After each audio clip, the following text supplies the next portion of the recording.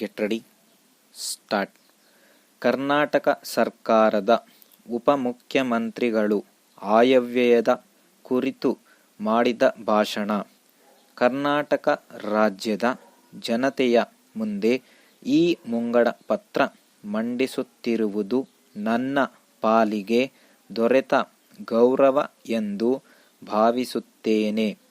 ಇಂತಹ ಅಪೂರ್ವ ಅವಕಾಶವನ್ನು ಕಲ್ಪಿಸಿದ ಕರ್ನಾಟಕದ ಜನತೆಗೆ ಹಾಗೂ ಇತ್ತೀಚಿನ ಸುನಾಮಿ ದುರಂತಕ್ಕೆ ಸ್ಪಂದಿಸಿ ಪ್ರೀತಿ ಹಾಗೂ ಮಾನವೀಯತೆಯನ್ನು ಹರಿಸಿ ಪುನರ್ವಸತಿ ಕಾರ್ಯದಲ್ಲಿ ಕೈಜೋಡಿಸಿದ ಎಲ್ಲರಿಗೂ ನನ್ನ ನಮನಗಳನ್ನು ಸಲ್ಲಿಸುತ್ತೇನೆ.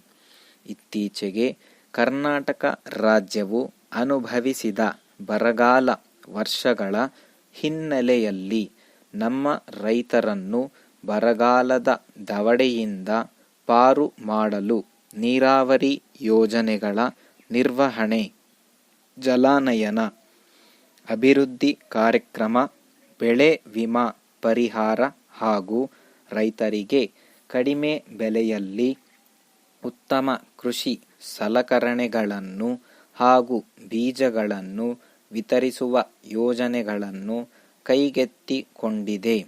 ಕರ್ನಾಟಕ ರಾಜಕೀಯ ಇತಿಹಾಸದಲ್ಲಿ ಪ್ರಪ್ರಥಮವಾಗಿ ಸಮ್ಮಿಶ್ರ ಸರ್ಕಾರ ರಚನೆಯಾದ ಸನ್ನಿವೇಶ ತಮಗೆಲ್ಲ ತಿಳಿದೇ ಇದೆ. ಲಕ್ಷಾಂತರ ಮಂದಿ ರೈತರು, ಕೃಷಿ ಕಾರ್ಮಿಕರು, ಹಿಂದುಳಿದ ವರ್ಗದವರು, ನೇಕಾರರು, ದಲಿತರು, ಅಲ್ಪಸಂಖ್ಯಾತರು, ಮಹಿಳೆಯರು ಮತ್ತು ಮಕ್ಕಳ ಕಲ್ಯಾಣಕ್ಕಾಗಿ ಕಾರ್ಯಕ್ರಮಗಳನ್ನು ಹಮ್ಮಿಕೊಂಡಿದ್ದು ಅವುಗಳು ಯಶಸ್ವಿಯಾಗಿ ಜಾರಿಯಾಗಿದೆ. ಗ್ರಾಮೀಣ ಬಡ ಜನರಿಗೆ ಅನುಕೂಲ ಕಲ್ಪಿಸಲು, ಜನರ ಆರೋಗ್ಯವನ್ನು ಉತ್ತಮಪಡಿಸಲು, ಉತ್ತಮ ಮಟ್ಟದ ಕುಡಿಯುವ ನೀರು ಮತ್ತು ಪೌಷ್ಟಿಕ ಆಹಾರ ವಸತಿಗಳನ್ನು ಒದಗಿಸಲು ಹಾಗೂ ಅತ್ಯಂತ ಹಿಂದುಳಿದ ತಾಲೂಕುಗಳಲ್ಲಿರುವ ಪ್ರಾಥಮಿಕ ಆರೋಗ್ಯ ಕೇಂದ್ರಗಳನ್ನು ಮತ್ತು ಸಮುದಾಯ ಆರೋಗ್ಯ ಕೇಂದ್ರಗಳನ್ನು ಮೇಲ್ದರ್ಜೆಗೇರಿಸಲು ಕ್ರಮ ಕೈಗೊಳ್ಳಲಾಗುವುದು. ಸರ್ಕಾರಿ ಶಾಲಾ ಮಕ್ಕಳಿಗೆ ನೀಡುತ್ತಿರುವ ಉಚಿತ ಸಮವಸ್ತ್ರ ಮತ್ತು ಪಠ್ಯ ಪುಸ್ತಕಗಳನ್ನು ಮುಂದಿನ ಶೈಕ್ಷಣಿಕ ವರ್ಷದ ಆರಂಭದಲ್ಲೇ ನೀಡಲು ಕ್ರಮ ಕೈಗೊಳ್ಳಲಾಗುವುದೆಂದು ಹಾಗೂ ಪ್ರಾಥಮಿಕ ಶಿಕ್ಷಣವನ್ನು ಉನ್ನತಗೊಳಿಸಲು ಶಿಕ್ಷಣ ವಲಯಕ್ಕೆ ನೀಡುವ ಅನುದಾನದ ಮೊತ್ತವನ್ನು ಹೆಚ್ಚಿಸಲಾಗುವುದು.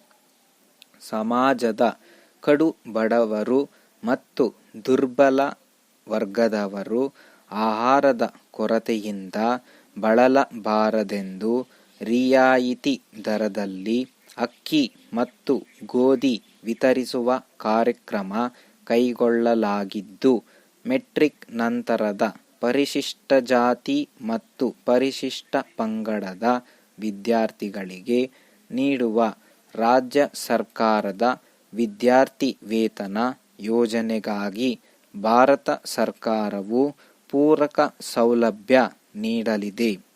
ರಾಜ್ಯದ ರಸ್ತೆಗಳನ್ನು ಸುಧಾರಿಸುವ ಉದ್ದೇಶದಿಂದ ರಸ್ತೆ ವಲಯದ ಹಂಚಿಕೆಯನ್ನು ಕೈಗೆತ್ತಿಕೊಂಡಿದ್ದು, ರಾಜ್ಯ ಹೆದ್ದಾರಿಗಳನ್ನು ಹೊರತುಪಡಿಸಿ ಇತರೆ ರಸ್ತೆಗಳನ್ನು ನಿರ್ವಹಿಸಲು ಈಗಿನ ತಾತ್ಕಾಲಿಕ ಪದ್ಧತಿಯಿಂದ ವ್ಯವಸ್ಥಿತವಾದ ಪದ್ಧತಿಗೆ ಬದಲಾವಣೆಯ ಅಗತ್ಯವಿದ್ದು, ಹಾಲಿ ರಸ್ತೆಯ ಸ್ಥಿತಿ, ಅದರ ನಿರ್ವಹಣೆಗೆ ಮಾಡಿದ ವೆಚ್ಚ ಇತ್ಯಾದಿ ಸಮಗ್ರ ಮಾಹಿತಿಯನ್ನು ಸಂಗ್ರಹಿಸಿ ಲೋಕೋಪಯೋಗಿ ಇಲಾಖೆಯವರು ಸಿದ್ಧಪಡಿಸಿರುವ ಕ್ರಿಯಾ ಯೋಜನೆಯಂತೆ ಕಾರ್ಯವನ್ನು ಅನುಷ್ಠಾನಗೊಳಿಸಲಾಗುವುದು.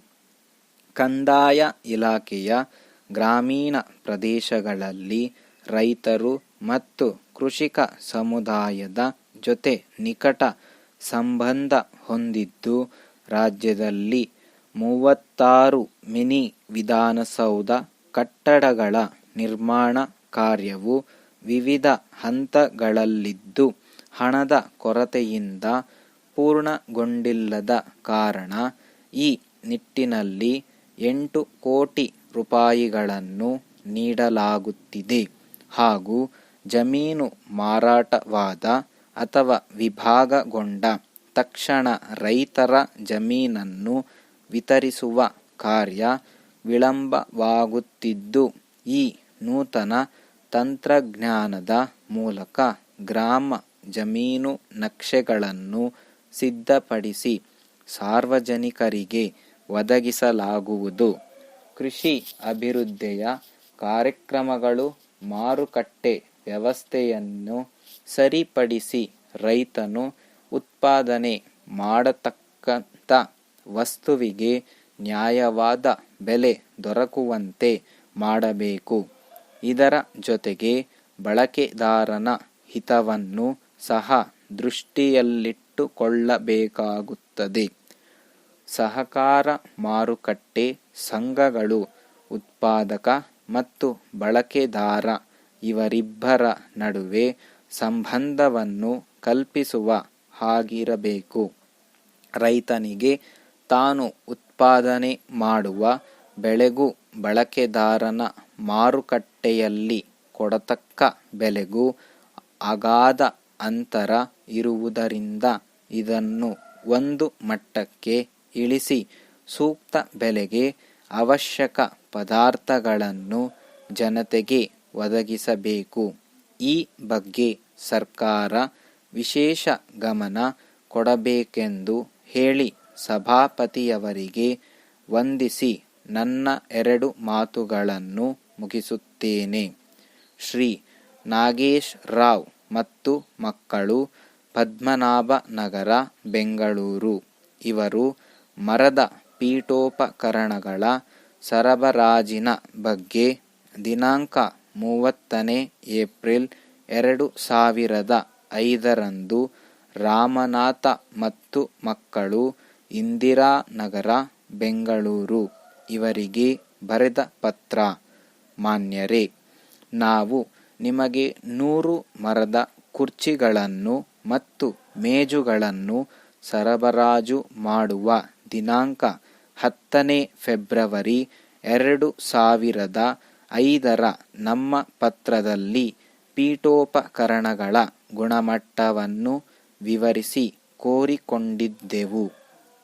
ಆ ಪ್ರಕಾರ ತಾವು ದಿನಾಂಕ 28 ಫೆಬ್ರವರಿ 2005 ಕಳುಹಿಸಿದ ಪೀಠೋಪಕರಣಗಳನ್ನು ನಮ್ಮ ವಶಕ್ಕೆ ತೆಗೆದುಕೊಳ್ಳುವಾಗ ಕೆಲವು ಪೀಠೋಪಕರಣಗಳು ಕಳಪೆ ದರ್ಜೆಯ ಮರದಿಂದ ಕೂಡಿದ್ದು ಹಾಗೂ ಕೆಲವು ಮೇಜುಗಳು ಬಿರುಕು ಬಿಟ್ಟಿದ್ದು, ಹಲವು ಉತ್ಪಾದನಾ ದೋಷಗಳಿಂದ ಕೂಡಿರುವುದನ್ನು ತಿಳಿಸಿದ್ದೇವೆ. ಈ ದೋಷಪೂರಿತ ಪೀಠೋಪಕರಣಗಳನ್ನು ತಮಗೆ ಹಿಂದಕ್ಕೆ ಕಳುಹಿಸಿಕೊಡುತ್ತಿದ್ದೇವೆ. ತಾವು ದಯವಿಟ್ಟು ಅವುಗಳ ಬದಲಿಗೆ ಉತ್ತಮವಾದ ಪೀಠೋಪಕರಣಗಳನ್ನು ಸರಬರಾಜು ಮಾಡಬೇಕಾಗಿ ಕೇಳಿಕೊಳ್ಳುತ್ತೇವೆ. ನಮ್ಮ ಸಂಸ್ಥೆ ಆಗಿಂದಾಗ್ಗೆ, ಅಂದರೆ ತಿಂಗಳಿಗೆ 2 ಸಾರಿಯಾದರೂ ಸಭೆಯನ್ನು ನಡೆಸುವುದರಿಂದ ಮಂಡಳಿಯ ಸಭೆಗಳನ್ನು ನಡೆಸಲು ಮೇಜುಗಳನ್ನು, ಹಿರಿಯ ಅಧಿಕಾರಿಗಳು ಕುಳಿತುಕೊಳ್ಳಲು ಕುರ್ಚಿಗಳನ್ನು ಖರೀದಿಸಬೇಕಾಗಿದೆ. ನಮ್ಮ ಸಂಸ್ಥೆ ಉತ್ತಮವಾದ ಗುಣಮಟ್ಟದ ಮರವನ್ನು ಉಪಯೋಗಿಸಿ ಒಳ್ಳೆಯ ದರ್ಜೆಯ ಮರದ ಪೀಠೋಪಕರಣಗಳನ್ನು ತಯಾರಿಸುವುದರಲ್ಲಿ ಕರ್ನಾಟಕ ರಾಜ್ಯದಲ್ಲೇ ಪ್ರಸಿದ್ಧಿಯಾಗಿರುವುದರಿಂದ ನಮಗೆ ಅಗತ್ಯವಿರುವ ಪೀಠೋಪಕರಣಗಳನ್ನು ತಮ್ಮ ಸಂಸ್ಥೆಯಿಂದಲೇ ಖರೀದಿಸಲು ಉದ್ದೇಶಿಸಿರುತ್ತೇವೆ. ಈ ಬಗ್ಗೆ ಸದ್ಯದಲ್ಲಿ ತಮಗೆ ತಿಳಿಸಲಾಗುವುದು.